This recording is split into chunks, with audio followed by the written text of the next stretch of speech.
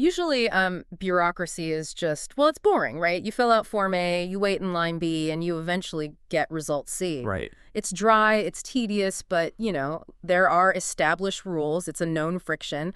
Yeah. But if you look at the Social Security Administration right now, those rules are, well, they're shifting beneath our feet. We are looking at an administrative landscape that has, frankly, quietly become a minefield for you. It really has. I mean, it's honestly a masterclass in how a system can be fundamentally altered without, passing a massive new law. Yeah. It all happens right there in the fine print. Exactly. So today we're really digging into a stack of notes from a very specific perspective. It's from a former SSA employee with decades of internal experience. And the core of what we are looking at is this brand new, wildly under the radar policy that took effect recently on April 24th, 2026. Yeah, that specific date is P here. Right.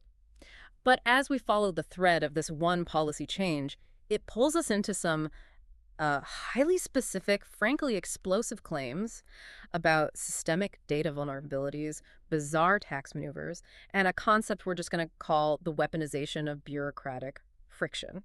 And before we get into the nuts and bolts of all this, it's really worth noting that the text we are analyzing today is intensely critical of the current administration. Oh, very much so. Yeah, it contains some very heated arguments about billionaires, the IRS, and, well, the way taxes are being handled right now. And I just want to be clear to you listening, we aren't here to validate those political viewpoints or take a side.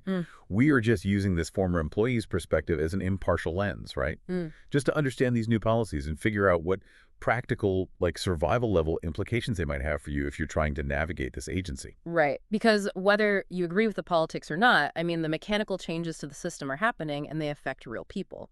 So let's start with the trigger for all of this, the end of something called protective filing. Before April 24th, the system actually had a bit of, common sense built into it. If it was the last day of the month and you realized you were eligible for benefits, you could just pick up the phone and call the 800 number to lock in your start date. And, well, we all know what happens when you call that number today. Yeah, it does not even... You hit a massive wall. You are either on hold for 3 hours or you get caught in this endless loop with a generative AI voice bot that just, doesn't understand your problem at all.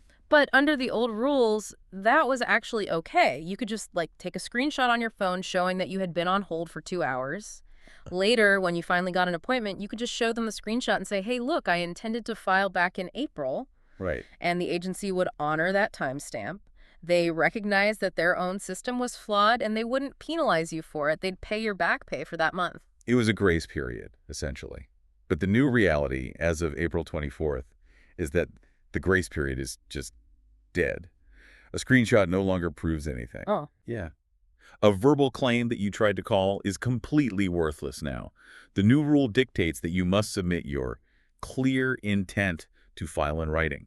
And it gets even more specific. The agency requires a physical wet ink signature on that document. Wait, requiring physical wet ink in 2026? I mean, that doesn't immediately sound like a malicious trap to me. That just sounds like a chronically outdated government agency being, painfully slow to modernize. We see that all the time. Sure, I get why it looks like that. So does this former employee actually have proof this is an intentional hurdle? It feels like trying to reserve a table at a crowded restaurant, but instead of leaving a voicemail, they now require you to mail in a notarized letter. And if it gets lost in the mail, you don't get to eat. That's a great analogy. And, well, the author of our source material absolutely frames this as an intentional orchestrated squeeze play, because you have to look at the two pieces of this puzzle together. The first piece, they argue, was the deliberate cutting of thousands of customer service jobs. Oh, right. Yeah, those humans were replaced with AI systems that, frankly, give out incorrect information, actively block you from reaching a real person. So you basically create the bottleneck first. Exactly. You make the front door impossible to open. Then you implement step 2. You bring in this new policy that penalizes the applicant for not getting through the door. That's wild. You can't reach anyone on the phone. But the rules now state that if a human agent doesn't log your call in the system, it simply didn't happen. And the text notes that even if you do get a human, the policy says they can record your intent, but it doesn't mandate that they will. So the burden is entirely shifted to the citizen. If their incredibly understaffed system drops your call, you lose a month of your life savings. which forces you to use the mail. Right. You sit down, you write out your intent to file, you sign it in blue pen, and you drop it in a mailbox. You followed the April 24th rule. But this is where the source drops a huge warning about how paperless bureaucracies actually function, because mailing that letter might be the absolute worst thing you can do. This is where we get into the concept of digital limbo.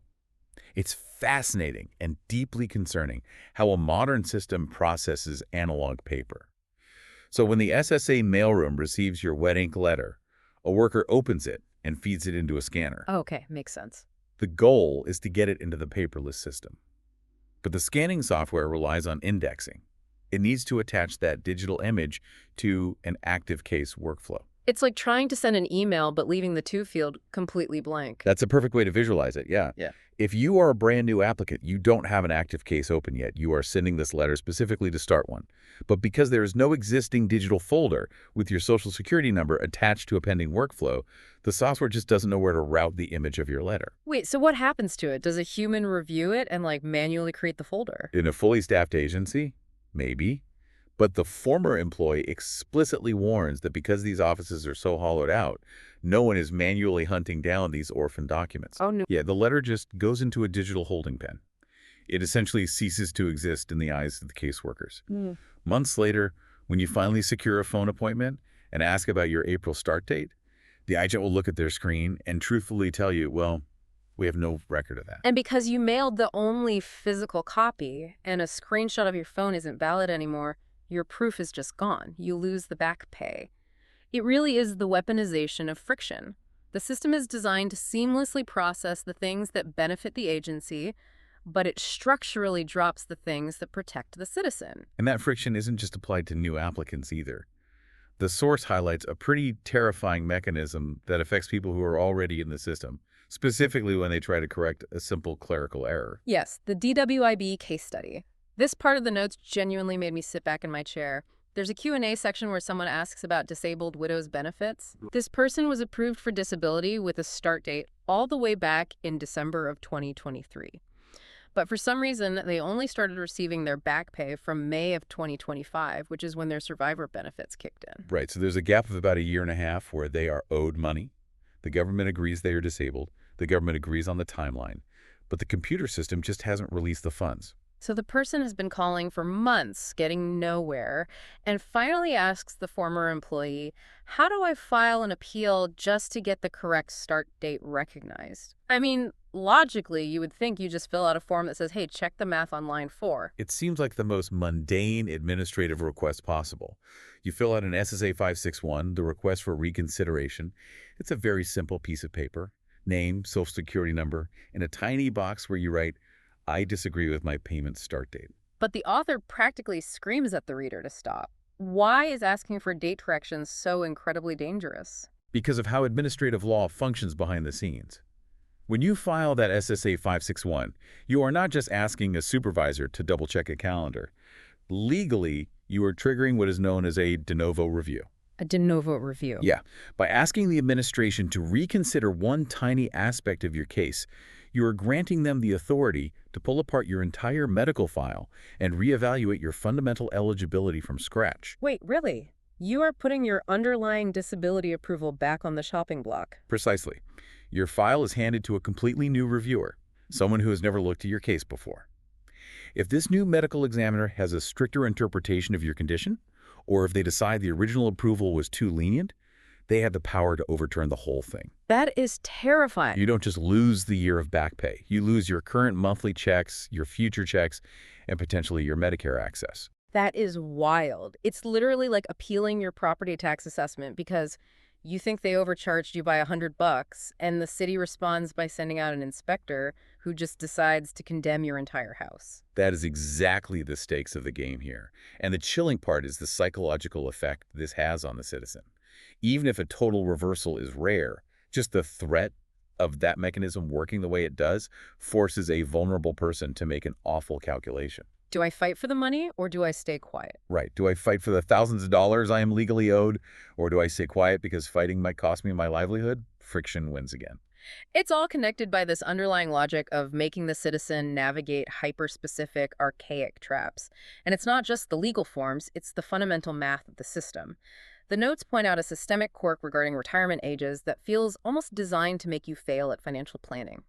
Let's talk about the 2 to 4 month rule. Yeah, this is one of those deeply buried policy details. Uh, Most people have a baseline understanding of Social Security, right? mhm.